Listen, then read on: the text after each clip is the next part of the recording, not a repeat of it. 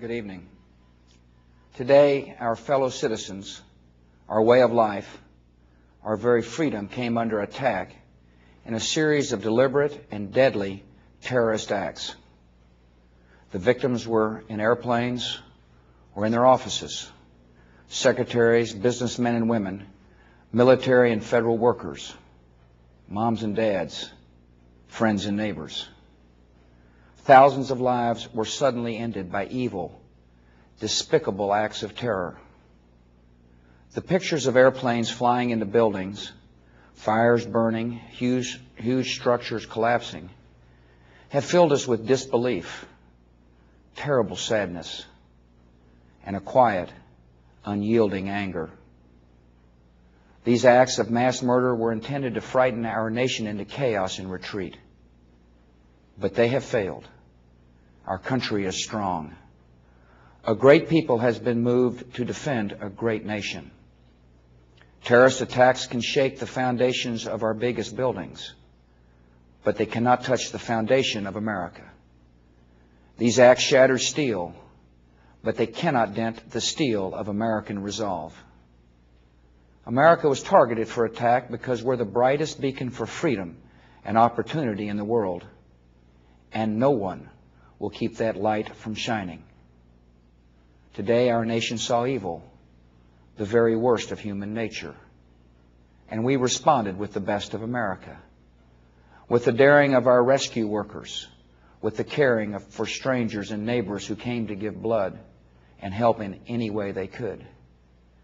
Immediately following the first attack, I implemented our government's emergency response plans. Our military is powerful, and it's prepared. Our emergency teams are working in New York City and Washington, D.C.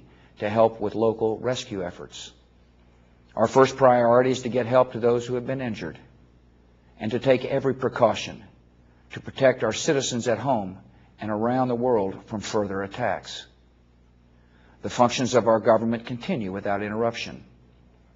Federal agencies in Washington, which had to be evacuated today, are reopening for essential personnel tonight and will be open for business tomorrow. Our financial institutions remain strong, and the American economy will be open for business as well. The search is underway for those who are behind these evil acts. I've directed the full resources of our intelligence and law enforcement communities to find those responsible and to bring them to justice. We will make no distinction between the terrorists who committed these acts and those who harbor them. I appreciate so very much the members of Congress who have joined me in strongly condemning these attacks. And on behalf of the American people, I thank the many world leaders who have called to offer their condolences and assistance. America and our friends and allies join with all those who want peace and security in the world, and we stand together to win the war against terrorism.